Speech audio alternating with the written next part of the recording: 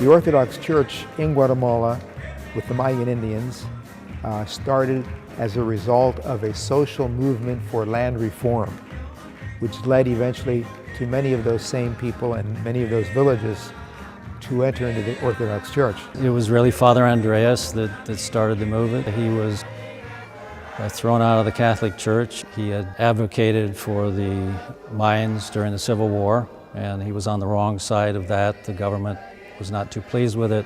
The Catholic Church at the time had not done well by the Mayan people. Father Andres was a very compassionate man, and it hurt him when he saw suffering of any kind. He started little by little organizing the people in the parishes to take care of themselves and to seek out land. He would speak out on behalf of the rights of the Mayan people. And as a result of that, he was able to acquire land from the government, which the poor people could then go and develop and build their villages on. He built 44 villages himself with this funding that he had. Because of his espousal of their rights to have land, they developed a great affection and devotion and admiration to him. In the Mayan villages, decisions are taken by the elders. So the leaders of the communities consult with each other and they decide where they want to associate themselves in terms of their faith. Since they were, for the most part, marginalized and or thrown out of the Catholic Church, they approached Father Andres, and he told them the sacraments don't belong to any man, they belong to God, and I will give you sacraments when you come to me. So because of his approach and his openness to them, one by one villages began to enter the Orthodox Church. Now that Father Andres has passed away, he's left a tremendous legacy. He's planted many seeds that are bearing fruit now, and we're there to follow in his footsteps and to carry on his work and to be his disciples in the future. We have to realize that it's a world so different from the world in which we live. They have very few distractions. The daily life of a typical Mayan community is very primitive. It's harsh and challenging. They're all up at 4:30, 5 o'clock in the morning. They go out to the fields, the fires start, the women cook the breakfast. It's a very, very difficult life. Even kids from 6th grade on are working in the fields. Their life is one of hardship. Their life is one of poverty, many times of sicknesses that are not easily cured. But nevertheless, despite all of these difficulties, when we walk into a village as representatives of Christ in the church, are received with a tremendous amount of joy. If you walk down the street and people approach you who've probably never seen you before, they'll come up and shake your hand and give you a hug. That's the kind of people they are. I look up and I see people carrying loads of wood on their back and suffering, and yet they turn around and they're smiling and they're waving and being cheerful. It humbles me to see that in their suffering they're still very joyful, happy to be alive. Feeling the warmth, feeling the love, experiencing the joy shows you that even though they're deprived of most everything that we would have, they have this strong bond amongst themselves and this strong love of Christ, a very strong love of Christ. They love Christ, they love the church. Every day there are people filling the church, praying, singing. On Sundays they're there at least an hour, if not more, before the liturgy begins, singing, praying, and waiting anxiously for the liturgy to start. In the Orthodox Church, we don't minister only to the spiritual side of life, but we also minister to the whole person. So if a person is hungry, it's hard to teach Christ to them without first giving them something to eat. If a person is physically ill, it's hard to talk to them about having faith in God if you're not helping them in some way to meet their medical needs as well. So in the villages that we have been going to, we've been finding that there's a tremendous lack of medical care given to them. It was always Father Andres's dream to take care of the physical needs as well as the spiritual needs of his people. Of course, it hurt him deeply to see them dying of things that were preventable, and he knew that if he could build a clinic in these remote areas, that it would help hundreds, if not thousands of people to have a better life and to stay alive. First order of business was choosing a village, which Agocati was a good village because there was a partial building there already. We had a very dynamic priest in the village that could rally the people. We knew that the villagers wanted this very badly and they were willing to work hard to make it happen. In our very first trip to the village elders said, we want to build it, we want to run it, we want it to be ours. That's why we chose that village, because that's what they wanted and that's what we want to do. The people have a very strict code of ethics by which they live amongst themselves. And if someone has a problem, if a house it needs to be rebuilt, the villagers come together and then they will help out the neighbors. So the communal feeling is very strong. One of the things that they're not afraid of is hard work. We took the plans and we said, what we have to do is take the second floor off of the storage building in the back. When I woke up the next morning, I saw the men coming out of the hills. They swarmed this building.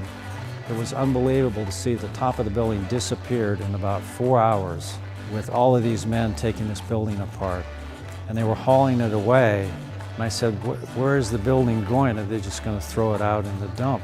They said, oh no, they're building another building with the materials they took off the top of this one down the street. So in one day, they took the top off of one building, built a second building, and were ready to construct the clinic with the whole village helping. That's what this village is all about. Aguacate is 20 minutes from the border of Mexico, but there are no hospitals nearby and there are no clinics nearby.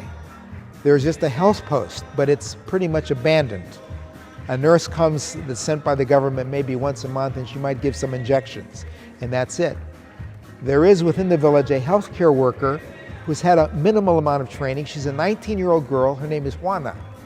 So if you get sick in Aguacate, or if you need a tooth extracted, or if you need a wound stitched up, or if you need your blood pressure taken, or if you need a pill or antibiotic, you have to go see Juana. You know, there's no emergency treatment whatsoever available nearby.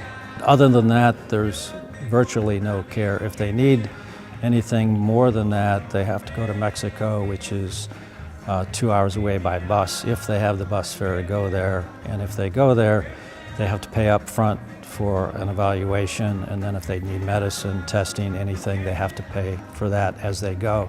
If they can't pay, they're turned away. We discovered this tremendous need within the community and a lot of problems. The health is about as bad as I've seen in any third world country. Respiratory problems are very big because the people cook over wood fire stoves, and so the smoke is always filling their homes. The children from a very young age are inhaling the smoke, the women who are doing the cooking, so you see a lot of asthma. Problems of prenatal care. There are 30 babies born every month in this village.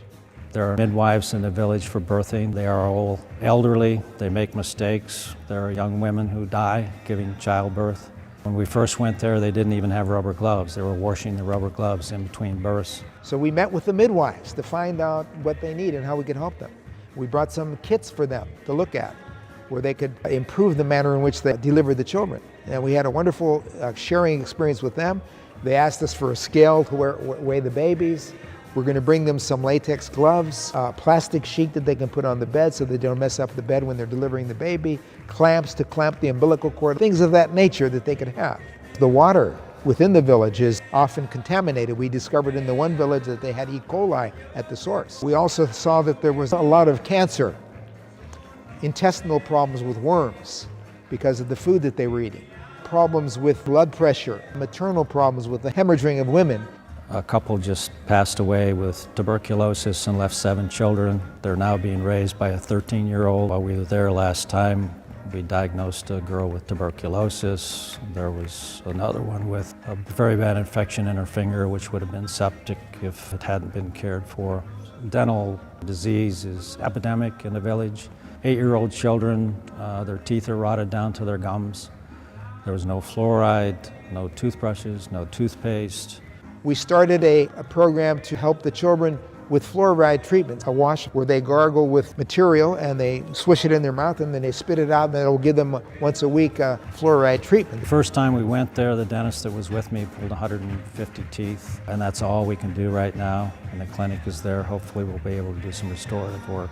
So these are the phases in which we are currently working on that end. We're also bringing in medical equipment so that when the doctors come, they will also be able to treat the people. Many doctors have contacted me, dentists, nurses, people with administrative skills in running a clinic.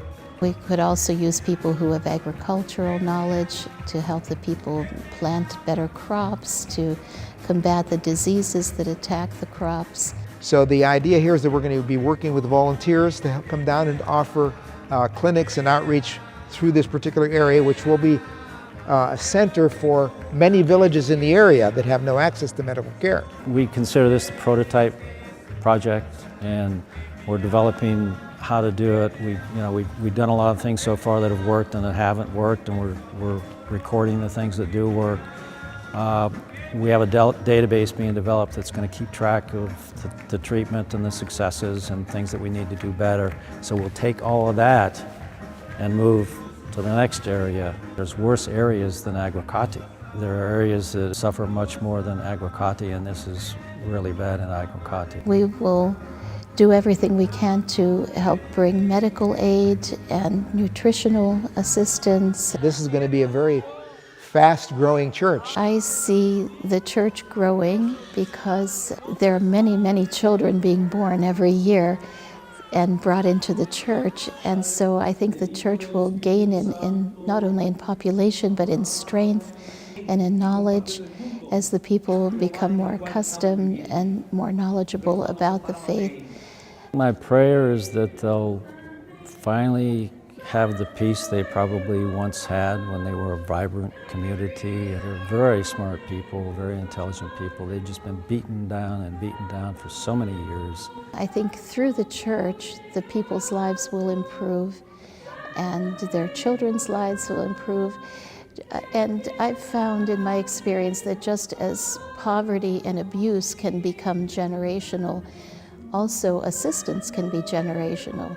When you help someone, their children's lives get better and their children's lives get better, and it goes on and on for generations. So helping one person might seem like a small thing, but it's generational. It goes on into the future.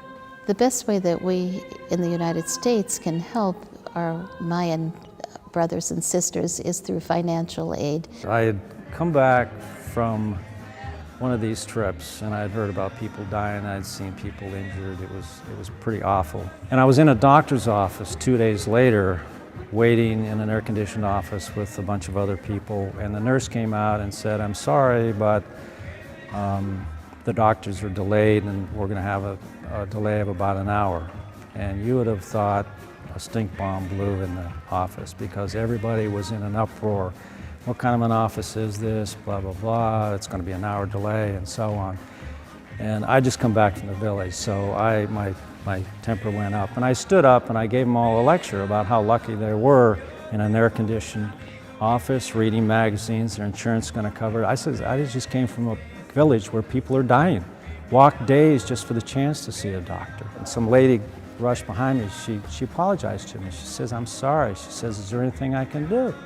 I said, "Yeah, there's something that you can do. Let me ask you a question." I said, "Do you go out to dinner very often?" And she said, "Yeah, I do." "How many times a week?" She said, "A couple times a week." "Well, how much do you spend?" And she says, "Well, anywhere from, depending on where we go, $100, $150. I said, "Well, here's what you can do. Don't go out to dinner next week and mail a check to the Holy Cross Mission Fund. That's what you can do. It's easy." She said, "Gee, that is kind of easy, isn't it?" It is easy. That's what we need. If people in this country count their blessings, all they need to do is make a tiny sacrifice, like don't go out to dinner this week. Give that money, you can save lives with the money that you would have paid a restaurant to go out to dinner, or a ball game, or a football game, or anything else. It's really easy.